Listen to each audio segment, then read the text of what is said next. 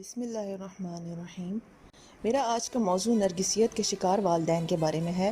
میرے اس چینل پر مجھ سے اس موضوع پر بات کرنے کی فرمائش کی گئی کیونکہ یہ بہت اہم ہے۔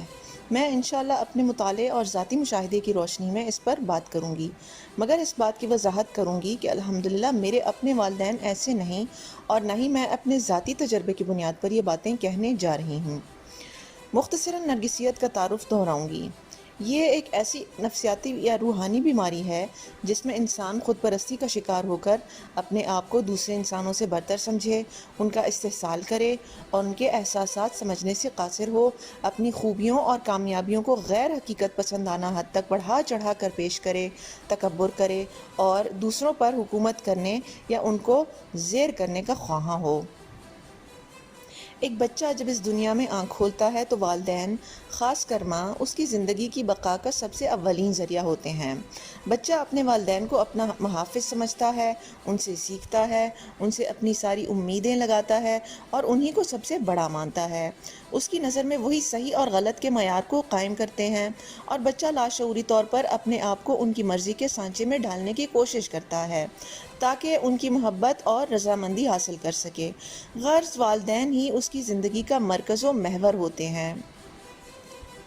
عام والدین بچوں کی جسمانی اور جذباتی ضروریات کو اپنی اپنی استطاعت کے مطابق پورا کرنے کی کوشش کرتے ہیں،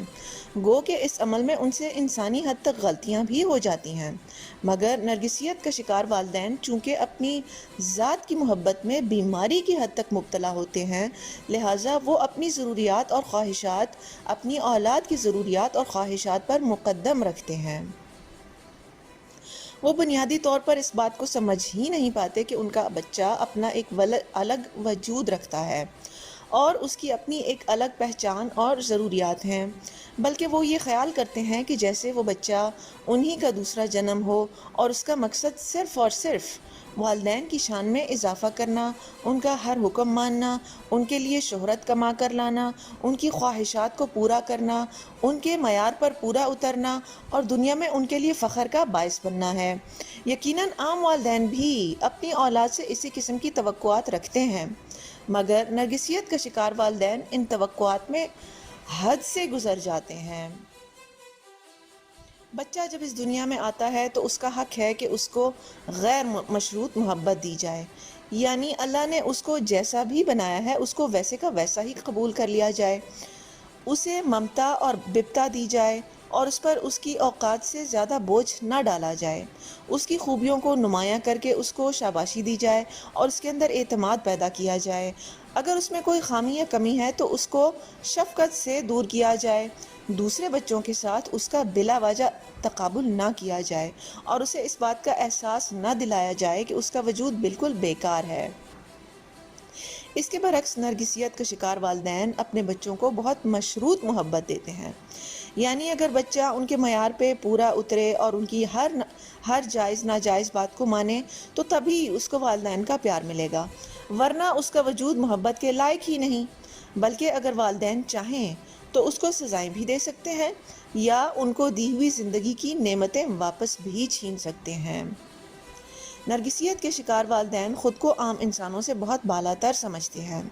لہٰذا وہ اپنی اولاد پر ان کی استطاعت سے زیادہ بوجھ ڈال کر ایسی توقعات وابستہ کر لیتے ہیں جو ان کے بس میں ہی نہیں ہوتی۔ مثلاً اگر ایک آدمی انجینئر ہے اور اس کا بیٹا اس شعبے کی طرف رجحان نہیں رکھتا تو والدین اس پر فرض کر لیتے ہیں کہ نہ صرف اسے اپنے باپ کی طرح انجینئر بننا ہے بلکہ ہر سطح پر امتیازی نمبر بھی لینے ہیں۔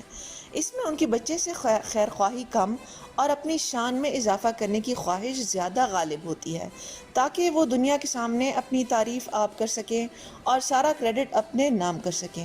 ایسا کرتے ہوئے وہ بچے کو نیچا دکھاتے ہیں، کہتے ہیں کہ ہم نہ ہوتے تو یہ کامیابی اس کے حصے میں نہ آتی، یہ تو نکما تھا، ہم نے دھکے دے دے کر اس کو پڑھایا، اس کو تو داخلہ ہی نہیں ملنا تھا، وہ تو ہماری سفارشوں سے ایسا ممکن ہوا، یہ تو خوش قسمت ہے جو ہم جیسے ماں باپ میسر آئے، وغیرہ۔ ایسا کرنے سے دو طرح سے ان کی انا کو تسکین ملتی ہے۔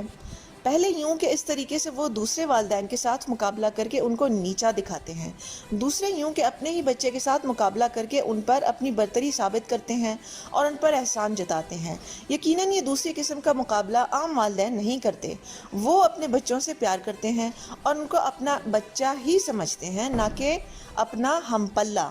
نرگسیت چونکہ ایک بیماری ہے، لہٰذا اس کا شکار والدین اس بات کا شعور ہی نہیں رکھتے کہ ان کے اس رویے سے ان کے بچوں پہ کیا بیتتی ہوگی۔ وہ اپنے بچوں کا بھلا ضرور چاہتے ہیں، لیکن اگر ان کے بچے کوئی کامیابی حاصل کر لیں تو ان سے حسد اور مقابلہ بھی کرتے ہیں۔ دوسری نمایاں خصوصیت جو ایسے والدین میں دیکھی جا سکتی ہے وہ یہ ہے کہ یہ اپنے بچوں کی زندگی پر ضرورت سے زیادہ کنٹرول رکھتے ہیں اور اس کنٹرول کو برقرار رکھنے کے لیے ایڑی چوٹی کا زور لگانے کی بھی کوشش کرتے ہیں۔ بچہ اگر اپنی ذاتی پسند یا ناپسند کا اظہار بھی کر دے تو اس کو شرم دلا کر یا احساس جرم دلا کر واپس اپنے کنٹرول میں لانے کی کوشش کی جاتی ہے۔ جیسے جیسے بچہ بالغ ہونے لگتا ہے اور اس کے اندر خود مختاری کے جذبات پیدا ہونے شروع ہوتے ہیں، ویسے ویسے اس کے والدین ہر ممکن حد تک اس کے پر کاٹنے کی کوشش کرتے ہیں، اس کو ذمہ داری نہیں دیتے تاکہ کل کو وہ اپنے پاؤں پر کھڑا ہو کر والدین کے اثر سے نکل نہ جائے۔ والدین، خاص کر مائیں، اس کو یہی احساس دلاتی ہیں کہ تم اس دنیا میں ہمارے سہارے کے بغیر جی ہی نہیں سکتے، لہٰذا ہر بات میں ہمیں اپنا قبلہ بنانا تمہاری مجبوری ہے۔ وہ نہ اپنے بچے کو اپنے بل پر جینا سیکھنے دیتے ہیں اور نہ ہی بچہ ان کے شکنجے سے آزاد ہو پاتا ہے، یہاں تک کہ بلوغت میں بھی نہیں۔ بچہ بالغ بھی ہو جائے تو اس کی حوصلہ شکنی کی جاتی ہے۔ وہ اپنے والدین کو چاہے جتنا مرضی خوش کرنے کی کوشش کرے، وہ کبھی ان کے معیار پر پورا نہیں اتر سکتا۔ اس کی کامیابی یا خوبی کو تسلیم کر لینے سے جیسے ان کی اپنی عزت میں کمی آ جائے گی۔ ان کو خوف ہوتا ہے کہ اپنے بچے کی خوبیوں کو تسلیم کرنے سے شاید وہ اپنی ذات کی نفی کر رہے ہیں، مگر مزے کی بات یہ کہ دنیا کے سامنے یہ حساب بالکل الٹا ہو جاتا ہے۔ لوگوں کے سامنے وہ اپنی اولاد کی تعریفیں کرتے نہیں تھکتے اور دوسروں کے بچوں سے ان کا مقابلہ کر کر کے دوسروں کو نیچا دکھاتے ہیں، مگر اس کا مقصد بھی اپنی اولاد کی بڑائی بیان کرنا نہیں ہوتا، بلکہ یہ جتانا ہوتا ہے کہ ہماری اولاد چونکہ ہماری اولاد ہے اس لیے اتنی شاندار ہے۔ تیسری نمایاں خصوصیت ان کا اپنے بچوں کے بیچ انصاف نہ کرنا ہے۔ یہ اپنے بچوں میں سے کسی نہ کسی ایک بچے کو گولڈن چائلڈ یعنی پسندیدہ اور مبارک بچہ بنا لیتے ہیں اور کسی دوسرے کو اس کے برعکس اسکیپ گوٹ یعنی قربانی کا بکرا بنا لیتے ہیں۔ یہ گولڈن چائلڈ اس لیے ان کی آنکھ کا تارا ہوتا ہے کیونکہ وہ ان کی ہر بات مانتا ہے اور ان کے نزدیک ان کا دوسرا روپ ہوتا ہے، یعنی ان کی نظر میں یہ بچہ بھی ان کی طرح بہت خاص ہوتا ہے اور اس کے ذریعے سے بھی یہ دنیا والوں پر اپنی برتری جتا جتا کر اپنی شان میں اضافہ کرتے رہتے ہیں۔ یہ بچہ بہت مراعات یافتہ ہوتا ہے کیونکہ والدین اس کی حوصلہ افزائی کر کے اس کو اپنے مقاصد کے لیے استعمال کرنا چاہتے ہیں۔ نتیجتاً یہ بہن بھائیوں میں سب سے زیادہ مغرور ہوتا ہے اور اکثر بڑے ہو کر یہ بھی اسی بیماری کا شکار ہوتا ہے۔ دوسری طرف اسکیپ گوٹ وہ بیچارہ اور ناپسندیدہ بچہ ہوتا ہے جو گھر بھر میں ہونے والی سب کی غلطیوں کا خمیازہ اکیلے بھگتتا ہے۔ اس بیچارے کو اپنے نہ کردہ گناہوں کی سزا بھی جھیلنا پڑتی ہے۔ یوں لگتا ہے کہ وہ ایک راندہ درگاہ ہے اور اس کے والدین لاشعوری طور پر اس پر اپنے سارے منفی جذبات انڈیلتے رہتے ہیں۔ دراصل والدین اپنی ہی ناپسندیدہ صفات جن سے وہ نفرت کرتے ہیں کو اپنے اس بچے پر چسپاں کر دیتے ہیں۔ یہ بچہ اپنے والدین اور اپنے گولڈن چائلڈ بھائی یا بہن کی زیادتیوں کا نشانہ بنتا رہتا ہے اور بالکل بے بس ہوتا ہے۔ ایسے والدین کے ساتھ تعلق کو نبھانے کے بارے میں اگلی ویڈیو میں بتایا جائے گا۔ آپ کی توجہ کا شکریہ۔